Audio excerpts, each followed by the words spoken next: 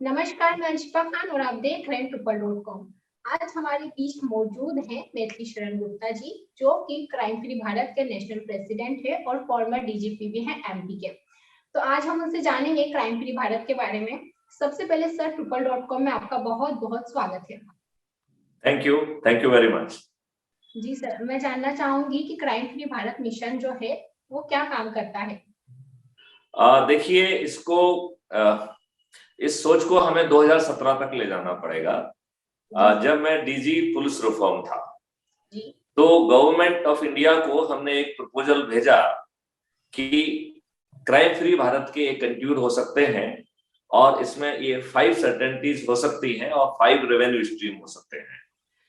Government of India में MHA ने उस प्रपोजल को बीपीआरएनडी को भेजा और आज की डेट में हमारे 2 मिशन जो है वो नेशनल पुलिस मिशन है। मैं थोड़ा सा नेशनल पुलिस मिशन के बारे में भी आपको बताना चाहूंगा। जब mister Manmohan Singh was the honourable prime minister of this country, he started a national police mission concept in PMO. Modi ji की सरकार आने पर वो नेशनल पुलिस मिशन जो है पीएमओ से मूव करके एमएचए आया और एमएचए की ही एक संस्था है BPRND, bureau police research and development.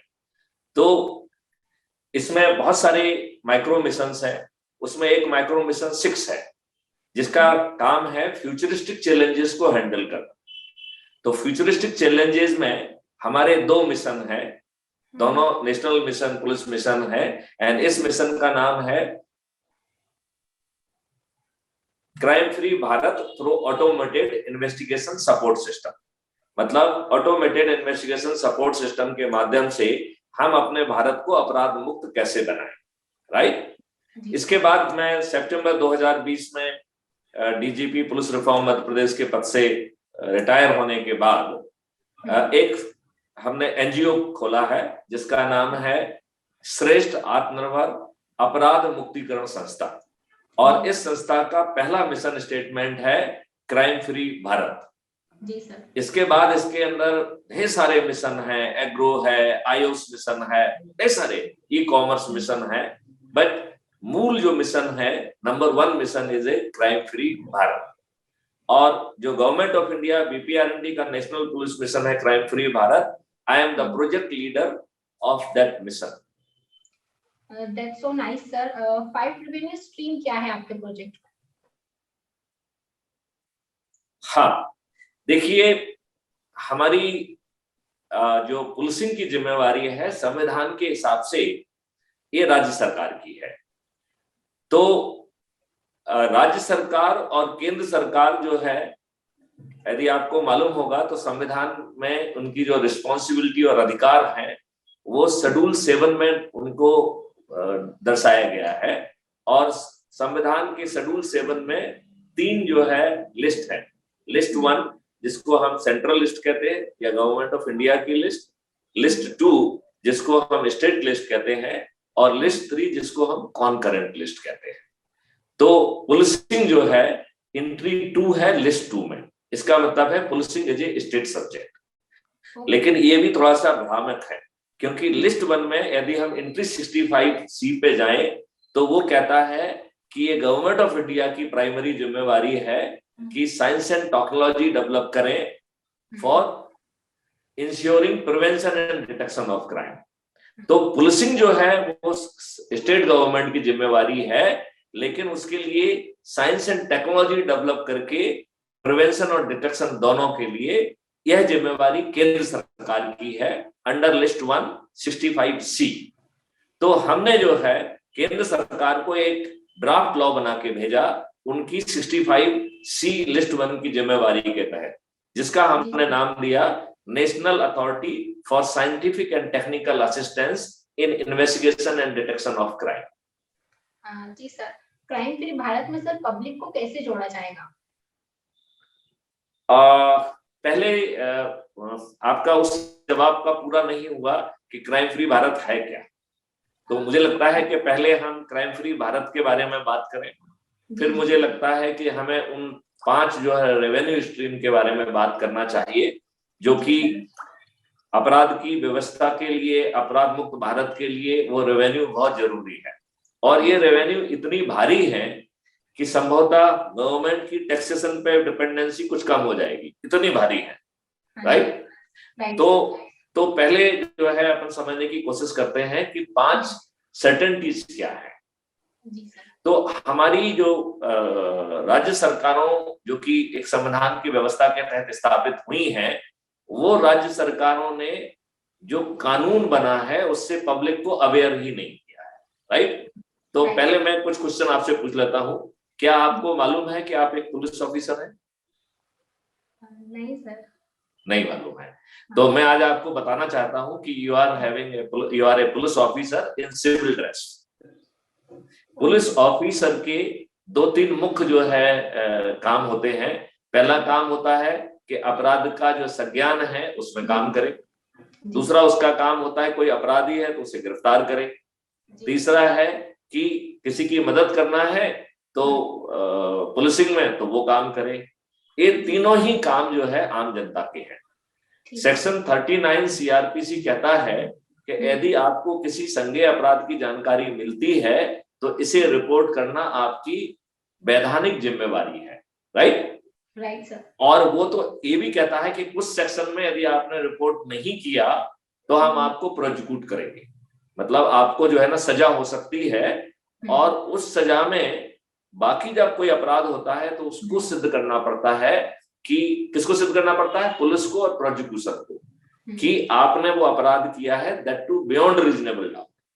लेकिन सेक्शन 39 सीआरपीसी के तहत आपने अपनी वैधानिक जिम्मेवारी पूरी नहीं की है, इसमें आप निर्दोष हैं, इनोसेंट हैं, ये आपको सिद्ध करना है। आप बताइए, इतना बड़ा क्लॉज आपको छिपा के रखा गया? नहीं सर। नहीं, कानून का इतना बड़ा प्रावधान जिसकी पूर्ति ना करने पर आपको जो है जेल भेजा जा सकता है जी, आपको मालूम ही नहीं है, तो ये क्लॉज आपसे छिपा के रखा गया ना। पुलिस ने, सरकार ने इतनी बड़ी कानूनी जिम्मेवारी आपको क्यों नहीं बताई? क्यों?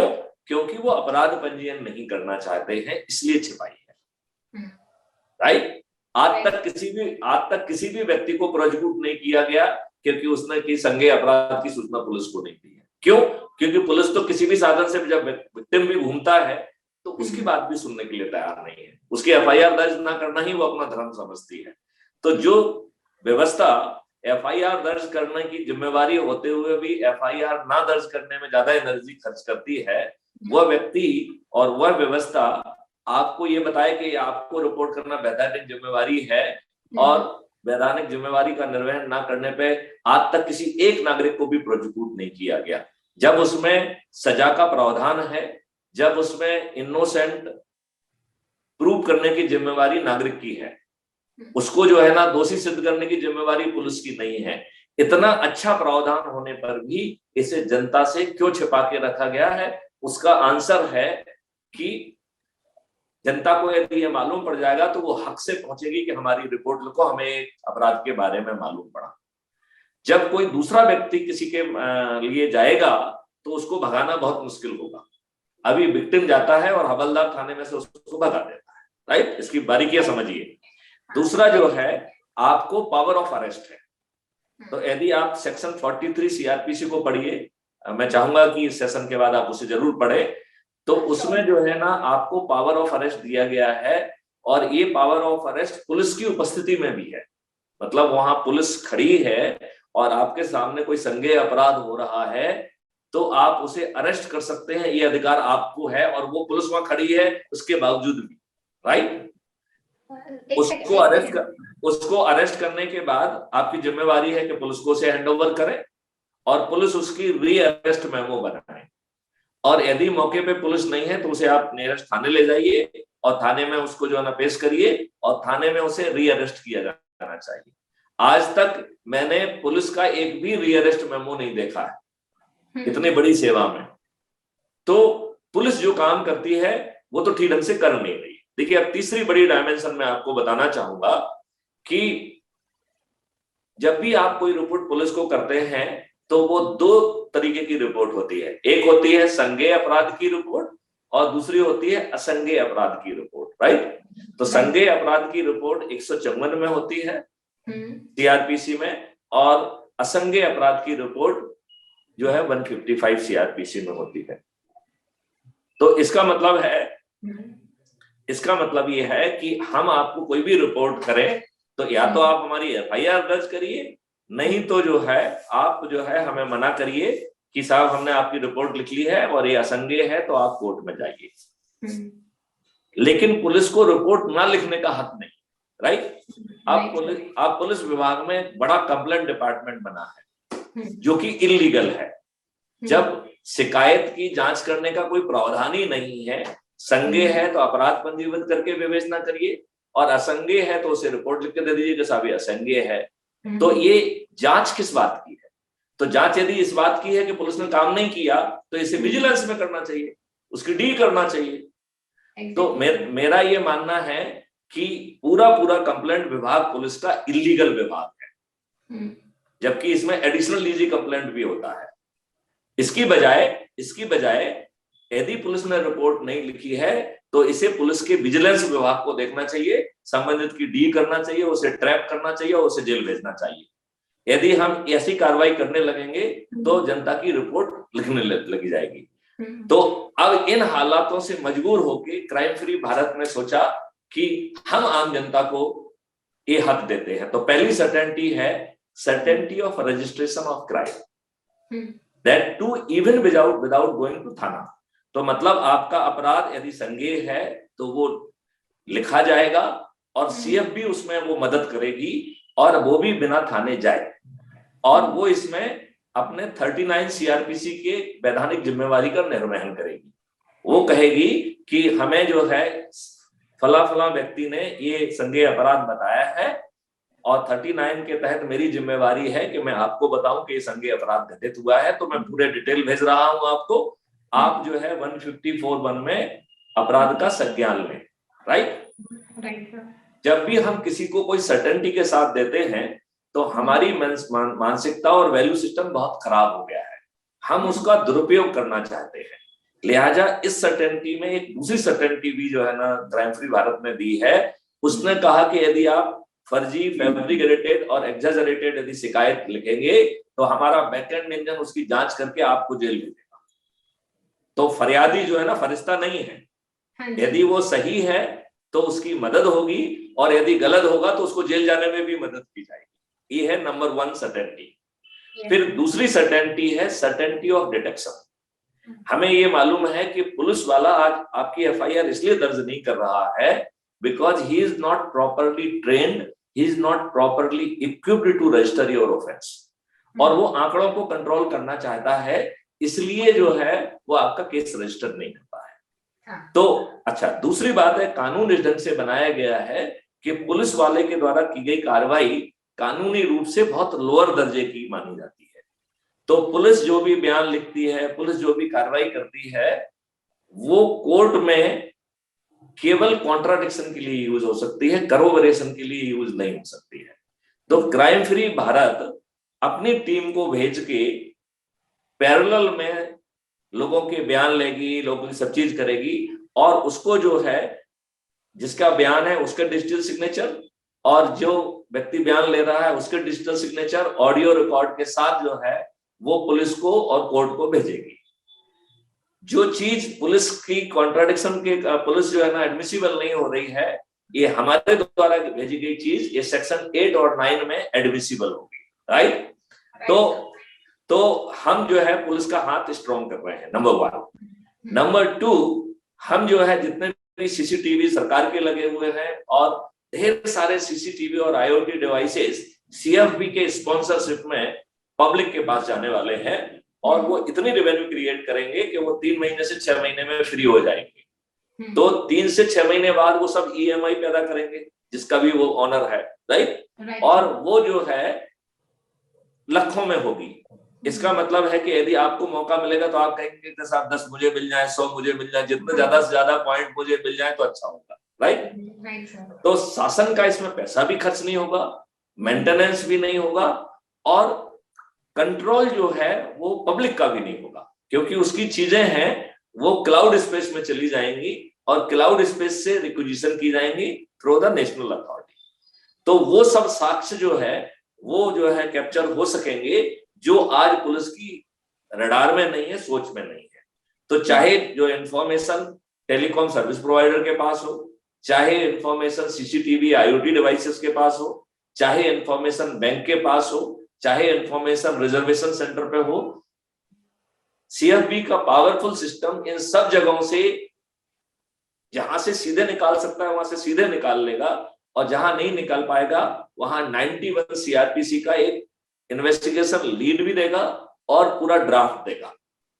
यदि एज्यूम करिए पुलिस वाला इतनी प्रिसाइज जो है ना सपोर्ट के बाद भी यदि उस इंफॉर्मेशन को नहीं लेता है, तो देन जो है सीएफबी पुलिस के इस इनएक्शन के लिए जिम्मेवारी निर्धारित करेगा।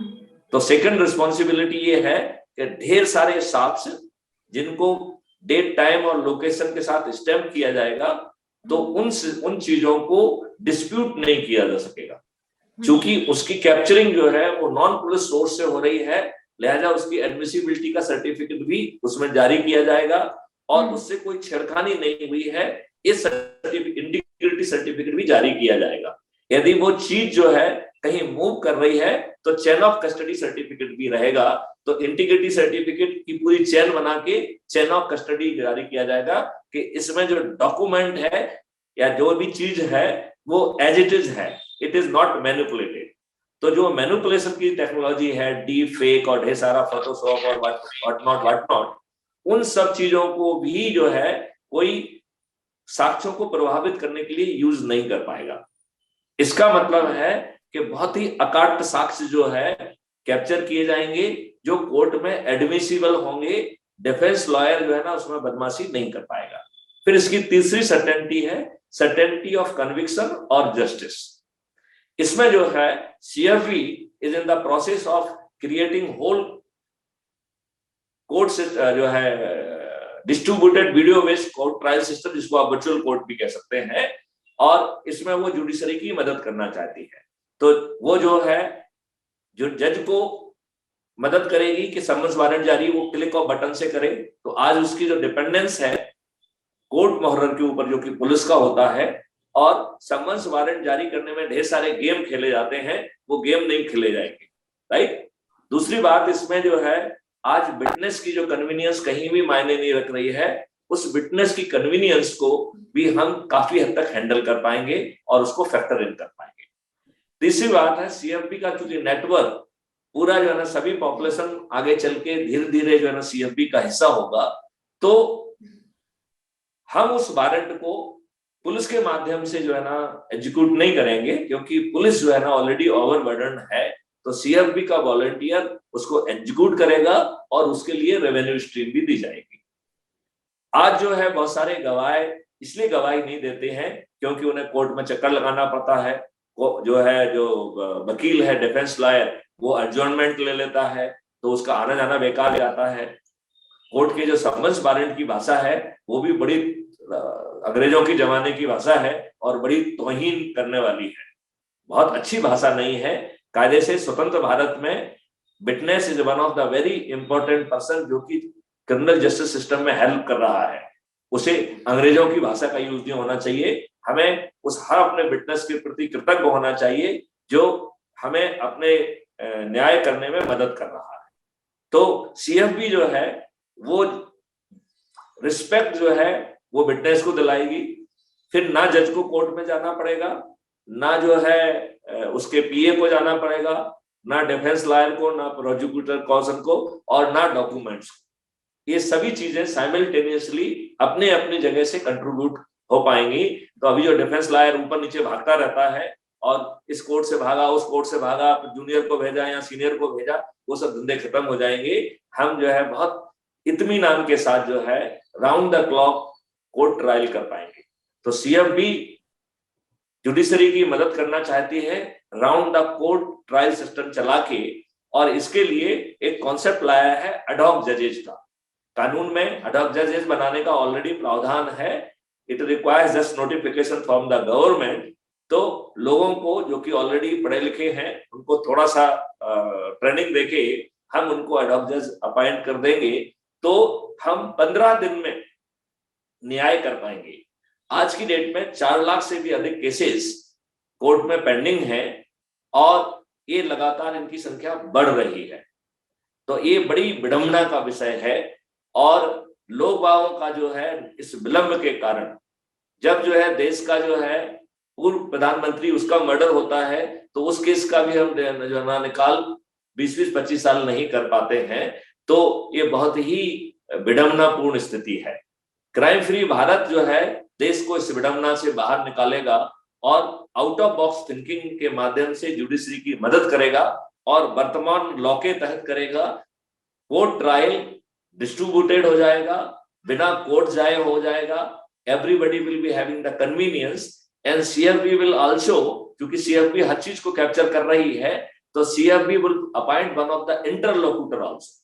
जहां हमको लगेगा कि डिफेंस एंड प्रोसिक्यूशन मिल गए हैं और कुछ गड़बड़ हो रही है, वहां पर CFB interlocutor will come and will say hey justice is getting defeated.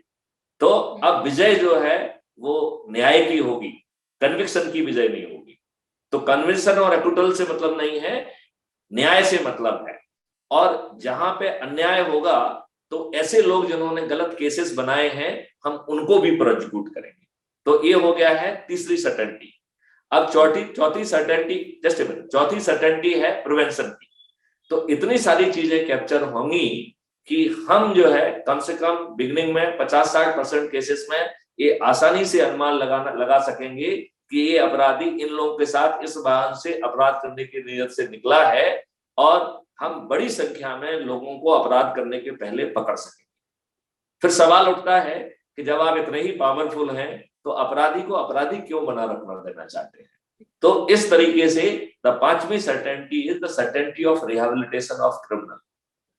इससे जो है पूरी न्याय व्यवस्था का बड़ा जो है ना अनुकूल असर पड़ेगा। और जो आज जो है लोग जो भी अमेंडमेंट जो भी चीजें कर रहे हैं वो अपने पर्सपेक्टिव से कर रहे हैं, उसमें जमीन पे तो लोगों को न्याय नहीं मिल रहा है। तो सीएफबी जमीन पे न्याय देगी, न्याय की भूमिका में जो है ना कंट्रीब्यूट करेगी, जुडिशरी की मदद करेगी, पुलिस की मदद करेगी, जनता की मदद करेगी और अपराध मुक्त भारत का जमीन पे उतार के बताएगी। आई होप कि आपके प्रश्न का जवाब आपको मिल गया है। Yes sir, I am getting my answer. Sir देखा जाए तो काफी ज्यादा इससे पब्लिक को काफी ज्यादा सपोर्ट मिलेगा, काफी ज्यादा फायदा होगा। क्राइम फ्री भारत का जो प्लान है आपका, जो ड्राफ्ट आने वाला है, उससे काफी ज्यादा फायदा मिलेगा सर। देखिए मैं एक चीज और बताऊंगा कि जो वर्तमान व्यवस्था है, जो सीएफबी व्यवस्था ला रही है, ये उससे बहुत ज्यादा सुपीरियर होगी। आज क्या होता है कि आप जो है ना अपनी एफआईआर लिखाते हैं, कई बार पुलिस भी जो है ना उसको मिनिमाइज कर देती, ठीक से नहीं लिखती, ये भी सही है, लेकिन कई बार सही लिखने के बावजूद भी पैसे लेके फरियादी बदल जाता है, राइट? दोनों केस हैं। तो सीएफबी की प्रोसेस जो है वो उसमें इतने विटनेसेस एफआईआर की प्रोसेस के क्रिएट किए जा रहे हैं। तो सबसे पहले जो आप एफआईआर लिखाएंगे वो एक एनोमेटेड फिगर आपसे इंटरेक्ट करके एफआईआर का कंटेंट लेगा, जो कि किसमें होगा? ऑडियो वीडियो में होगा। सिस्टम उसको टेक्स्ट में कन्वर्ट करेगा और उसकी प्रूफ रीडिंग करेगा। तो जो प्रूफ रीडिंग करेगा he will also become the witness to the process of FIR, right? Then जो तीसरा व्यक्ति है, यदि लैंग्वेज में कुछ चक्कर है तो एक लैंग्वेज इंटरप्रेटर आएगा, क्योंकि बहुत सारे लोग ऐसी डायलेक्ट बोलते हैं जो आसानी से समझ में नहीं आती है हिंदी होते हुए भी, राइट? क्योंकि उसमें बहुत सारे अपभ्रंश और बहुत सारे वर्ड्स का यूज होता है, लोग ठीक ढंग से उसे प्रोनाउंसिएशन नहीं करते हैं, एक्सेंट अलग होता है। कुल मिला के वो कई बार वो डायलेक्ट जो है ना समझ के परे हो जाती है। तो उस समझ से परे डायलेक्ट को जो है ना हैंडल करने के लिए there will be the expert of that dialect. तो वो जो है आपकी डायलेक्ट को समझ के उसको प्रॉपर टेक्स्ट में कन्वर्ट करेगा। So he will become a language interpreter, so he will also be one of the witness for the process, right? अब एफआईआर में सेक्शन लगना चाहिए, तो सेक्शन जो है ना वैसे आर्टिफिशियल इंटेलिजेंस लगाएगी, लेकिन वो सेक्शन ठीक लगे हैं उसके लिए सीएफबी का लीगल वॉलंटियर होगा, राइट? उसको इसके लिए रेवेन्यू भी मिलेगी और वो जो है उसमें सेक्शन अप्लाई करेगा और अपने सिग्नेचर करेगा कि मैंने इसे पढ़ा। तो चूंकि उसने पढ़ा और सेक्शन अप्लाई किए, तो he will also become the witness to the FIR. तो एफआईआर जो है आपकी ऑडियो वीडियो है, टेक्स्ट में कन्वर्ट करने वाला, he has also become one of the witness to the FIR।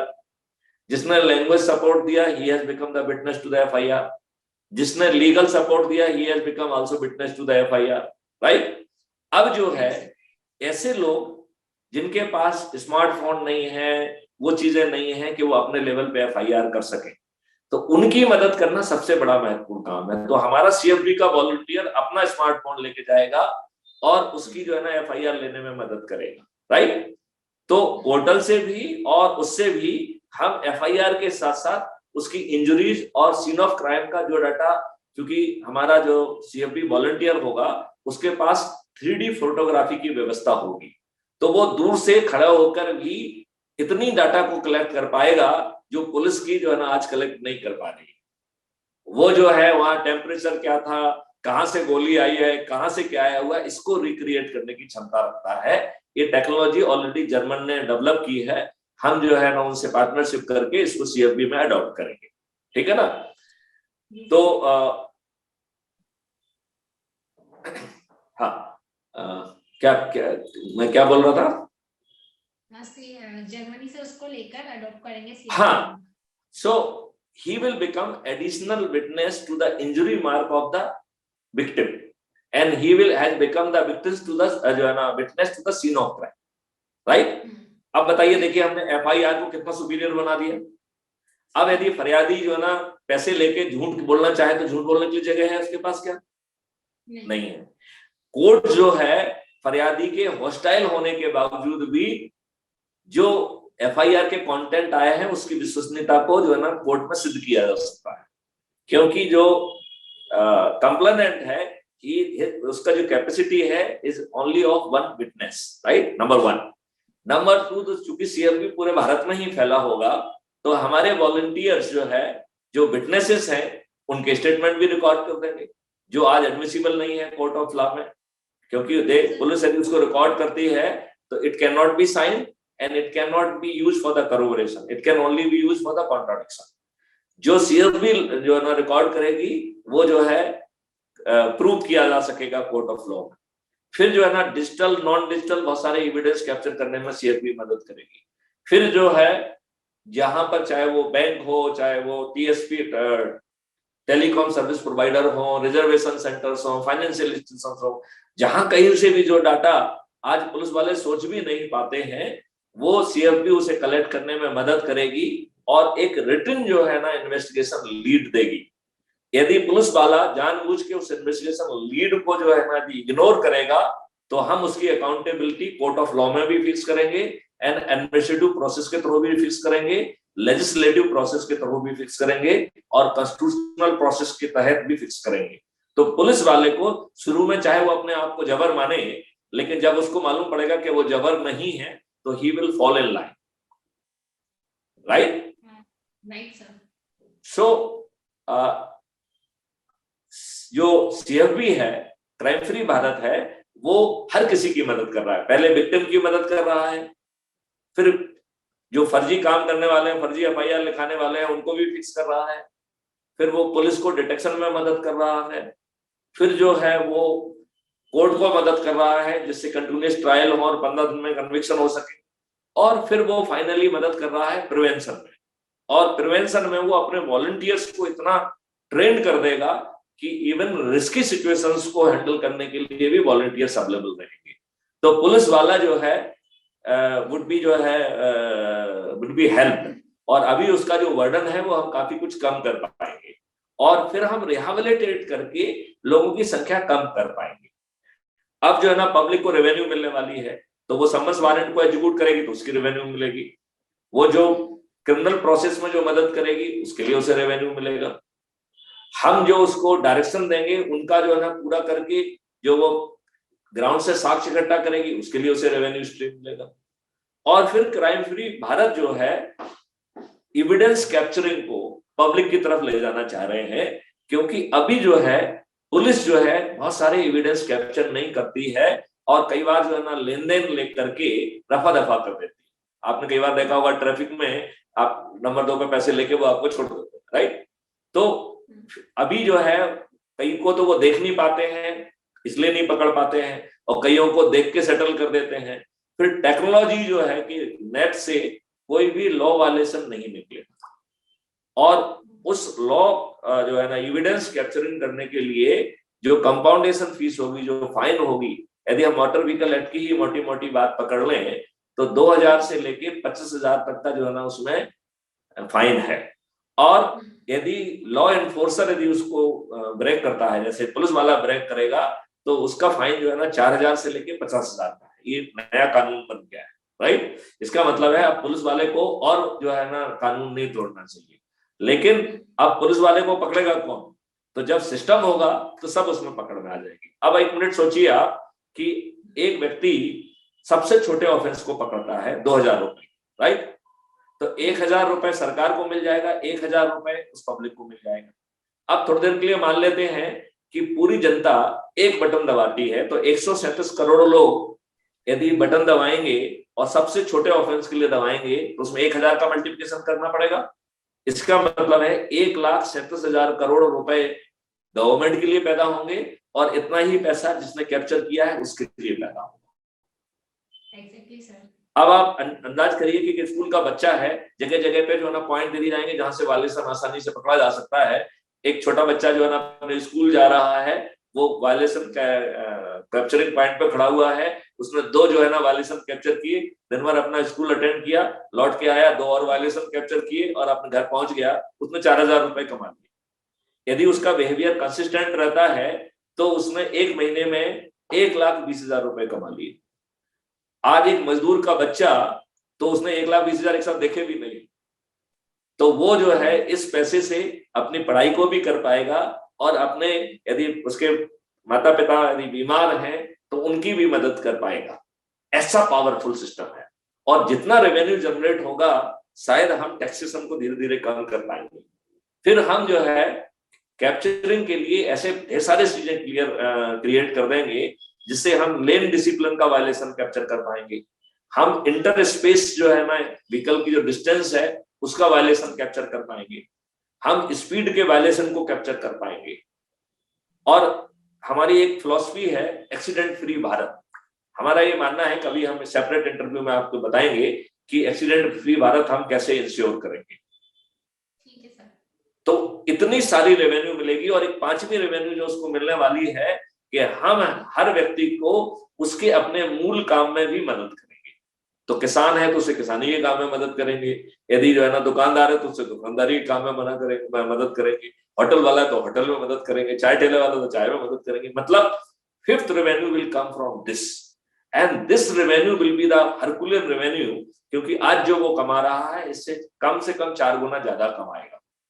हमारी जीडीपी जो है ना निश्चित तौर पे 3 ट्रिलियन से जो ना बढ़ के 15 ट्रिलियन तो आसानी से पहुंचेगी, बल्कि 5 साल में यदि वो 100 ट्रिलियन भी पहुंच जाए तो मुझे कोई बहुत आश्चर्य नहीं होगा। जी सर, काफी बेहद क्राइम फ्री भारत काफी ज्यादा पब्लिक सपोर्ट में है, काफी ज्यादा अच्छा बिल लेकर आ रहा है। तो सर इसके लिए ट्रिपल टीम की तरफ से काफी ज्यादा शुभकामनाएं आपको। सर आपने अपना इतना इम्पोर्टेंट टाइम हमारे साथ शेयर किया। आपने एक बात मुझसे पूछी थी कि लोगों को कैसे जोड़ा जाएगा। जी सर। तो लोगों को रीच आउट करने के लिए हम इतने समय से अप्रोच कर रहे हैं। चूंकि क्राइम फ्री भारत के बहुत सारे इनिशिएटिव्स होंगे तो लोग, ऐसा कोई व्यक्ति ही नहीं होगा कि जो कि क्राइम फ्री भारत से जुड़ा नहीं होगा। तो वो अपना मूल भी काम करेगा और ये भी काम करेगा, उसको कोई टास्क देंगे तो वो भी काम करेगा और वो भी बिना समय गंवाए करेगा और वो भी आज की व्यवस्था से बहुत सुपीरियर होगा। तो जब आपको धन मिलेगा और धन इतना ज्यादा मिल रहा है कि लाख करोड़ में मिल रहा है, तो जिसको फायदा मिल रहा है वो फायदा लेने से क्यों वंचित होना चाहेगा। उसे एफआईआर दर्ज कराने के लिए नहीं भटकना पड़ रहा है। उसे जो है इतने सारे रेवेन्यू मिल रहे हैं 5 तरीके की। तो मेरा ऐसा मानना है कि देर सवेर सभी को ये चीजें मालूम पड़ेंगी और पूरी 137 करोड़ लोग जो है वो क्राइम फ्री भारत से निश्चित रूप से जुड़ेंगे। और क्राइम फ्री भारत आगे चल के लीगल एडवोकेसी को भी प्रभावित करेगी।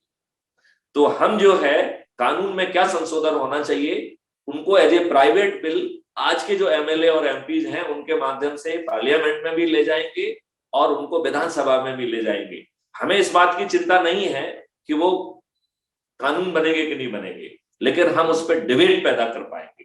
डिबेट क्या पैदा कर पाएंगे तो आगे चल के वो कानून में भी परिवर्तित। जी सर, काफी बेहद खूबसूरत कोशिश की जा रही है आपकी, बहुत ही अच्छा प्लान है आपका क्राइम फ्री भारत जो है। सर हमारी तरफ से विश है कि आपका जो प्लान है बिल्कुल सक्सेसफुल हो, आगे चलकर जनता को इसको काफी ज्यादा सहायता मिल पाए इससे। मैं चाहूंगा कि आपकी जो न्यूज एजेंसी है, जो चैनल है, वो इस पे वीकली कार्रवाई करे और पब्लिक को जोड़ने में मदद करे।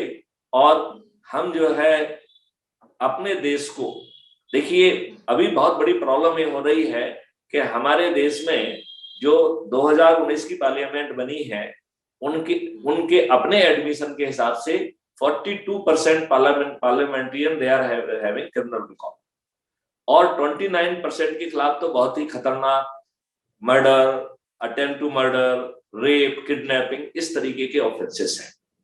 ये इस देश की विडंबना है कि सुप्रीम कोर्ट कह रही है, इलेक्शन कमीशन कह रहा है, लेकिन ऐसा कानून नहीं बनाएंगे। क्यों? क्योंकि क्रिमिनल्स आसानी से जीतते हैं और हर कोई जीतने वाले व्यक्तियों को चाहते हैं, और ये किसी एक पॉलिटिकल पार्टी की बात नहीं है, सभी पॉलिटिकल पार्टियों की बात है। लेकिन खतरे की घंटी ये बज रही है कि हम 42% तक की यात्रा ऑलरेडी कर चुके हैं, तो क्या 2024 में हम 50% का मार्क का जो है पूरा कर लेंगे क्या? तो यदि हमारे पार्लियामेंट में आधे से ज्यादा जो है क्रिमिनल्स बैठेंगे, तो ये डेमोक्रेसी होगी या क्रिमिनोक्रेसी होगी? Government of the criminals, by the criminals and for the criminals. कानून बनाने की शक्ति भी उनकी होगी, पुलिस भी उनकी होगी। तब मुझे लगता है पब्लिक का क्या हाल होगा, और साथ में ही वो उनकी मोटी खाल भी होगी। हाँ जी सर। तब आपकी स्थिति जो है बेहद ही खतरनाक हो जाएगी। तो इसके पहले it is too late, we must create a powerful system, जिस सिस्टम के माध्यम से नई व्यवस्था पैदा हो। अभी हमारी जो गवर्नेंस है वो चारों तरफ से जो है लॉबी के द्वारा घेरी हुई है। मेरा मानना है कि कोरोना में जो डेथ हुई है, ये कोरोना के कारण नहीं हुई है, रॉन्ग प्रोटोकॉल के कारण हुई है। हमने कोरोना के लिए नींबू का रस जो है ना का एक वो निकाला है, जिसमें हमने प्राइम मिनिस्टर को 4 पत्र भी लिखे हैं। इसके बावजूद भी उसको नहीं अपनाया गया। आप देखिए, शायद आपने भी ऐसा कोई वीडियो देखने का आपको मौका मिला होगा क्योंकि आप जुड़े हुए हैं। तो आप ये देखिए, जिसने भी नींबू की 2 बूंद अपने नाक में डाल ली है, उसे ना तो अस्पताल जाने की जरूरत पड़ी, ना ही उसको जो है ना ऑक्सीजन लगा। तो क्या वजह है कि हम अच्छा इलाज नहीं कर रहे हैं, हम गलत प्रोटोकॉल को अपना रहे हैं। आपको जो है ना जबरदस्ती बड़ी बड़ी मोटी मोटी फीस लग रही है। आपको जो है, चाहे वो फर्टिलाइजर, पेस्टिसाइड हो, चाहे वो हार्मोनल इंजेक्शन हो, जो कि गाय भैंस बकरियों में लगाए जा रहे हैं, मुर्गियों में लगाए जा रहे हैं, फलों में लगाए जा रहे हैं, सब्जियों में लगाए जा रहे हैं, चाहे जो है दवाइयां हो, जो कि अधिकांश दवाइयां आपके ऊपर नुकसान करती हैं। तो इसके बावजूद भी जो आज के जमाने में कैंसर पैदा हो रहा है, आपको मालूम है क्या? जो दूध आप पी रहे हैं उसका 1/3 दूध ही पैदा होता है। तो ये 2/3 मिल्क कहां से आ रहा है? ये 2/3 मिल्क आ रहा है केमिकल ओरिजिन से। और इसमें एक रिसर्च कह रही है कि यदि आप केमिकल ओरिजिन का मिल्क पिएंगे तो 87% लोगों को कैंसर हो जाएगा। इसका मतलब ये है कि इन तमाम कारणों से अगले 5 साल में हर 3 व्यक्तियों में से 2 व्यक्तियों को या तो कैंसर होगा या ऑटोनोमस डिसीज होगी। राइट? जब 2 व्यक्ति आपके परिवार के अस्पताल में भर्ती होंगे तो उसे अटेंड करने के लिए एक आदमी और चाहिए होगा, हाँ या नहीं? चाहिए होगा। इसका मतलब है 99% आपकी पॉपुलेशन कैंसर या कैंसर रिलेटेड अफेयर में बिजी होगी। हम कैसा भारत होगा हमारा मेंटल स्टेटस क्या होगा, फाइनेंशियल स्टेटस क्या होगा? क्या जो है ये 5 लाख की आयुष योजना आपको इस विविधता से बचा पाएगी? शायद वो पैसा पर्याप्त नहीं होगा। तो before it is too late, CFB is coming with the full range of the ecosystem। हम जो है केमिकल भी गायब कर देंगे, कैंसर भी गायब कर देंगे, ऑटोनोमस डिसीजेस भी गायब कर देंगे, हम अपने किसान को वेल्दी भी कर देंगे, हम अपने वर्कर्स को 48,000 रुपीज पर मंथ का मिनिमम परचेजिंग पावर देने का हमारा प्लान है। हम जो है, जो इंफोटेनमेंट में अभी मक्कारियां चल रही हैं, आप हर सीरियल को देखिए, हर मूवी को देखिए, कुछ ना कुछ गलत और गंदा जो ना परोसा जा रहा है, living relationship, pornography, this that, हर किसी को जस्टिफाई करने का कोशिश किया जा रहा है। तो जो सो कॉल्ड क्रिएटर या तो किसी से पैसे लेके ये लिख रहे हैं, या उनका अपना चरित्र इतना घटिया है, जो कि अभी सिद्ध भी हो रहा है। लोग बाग जो है ना ड्रग्स ले रहे हैं। आपने बहुत सारे हीरोइन के वो सुने होंगे कि यदि इस फिल्म इंडस्ट्री में आगे बढ़ना है तो कुछ उल्टा सीधा करने के बिना नहीं संभव है। तो वो सब चीजें आज वर्तमान के जो सेलिब्रिटी कहलाते हैं वो कर रहे हैं। इन सेलिब्रिटीज को आईना दिखाना होगा और हमें एक अच्छे भारत को स्थापित करना होगा। मैं चाहूंगा कि आप जैसे युवाओं का, आपकी चैनल्स वालों का क्राइम फ्री भारत के साथ पूरा सहयोग होना चाहिए कि हम अपनी दम पर यह व्यवस्था ग्राउंड पर लेके आए। यदि पॉलिटिकल सिस्टम अच्छी व्यवस्था नहीं लाना चाहता है, तब भी नागरिकों के अपने सहयोग से वो व्यवस्था सीएफबी ग्राउंड पे उतारे। जी सर, बिल्कुल हमारा चैनल आपके साथ वीकली एक एपिसोड जरूर बनाना चाहेगा सर। बहुत अच्छी बात है कि आप हमारे साथ जुड़ना चाहते हैं, हमारे चैनल के साथ जुड़ना चाहते हैं। सर, क्राइम फ्री भारत के बारे में आपसे जो भी जानकारी प्राप्त हुई है वो काफी ज्यादा अच्छी है, काफी ज्यादा जनता तक पहुंचाने लायक है कि अगर जनता इस एपिसोड को देखती है तो काफी ज्यादा उसे यूजफुल इंफॉर्मेशन प्रोवाइड की जाएगी इस चैनल के द्वारा। सर, आपका टाइम देने के लिए, हमारे साथ जुड़ने के लिए बहुत बहुत शुक्रिया सर। काफी ज्यादा अच्छा लगा मुझे ये मीटिंग ज्वाइन करके, काफी ज्यादा इंफॉर्मेटिव चीजें मुझे पता चली, और इसके आपके थ्रू, जो हमारे चैनल के थ्रू लोगों को भी बताया जाएगा इस चैनल के थ्रू। सर, आपका टाइम देने के लिए बहुत बहुत शुक्रिया। Thank you. मिलना चाहूंगी इजाजत। नमस्कार। Thank you. जय हिंद, जय भारत, वंदे मातरम। Thank you sir.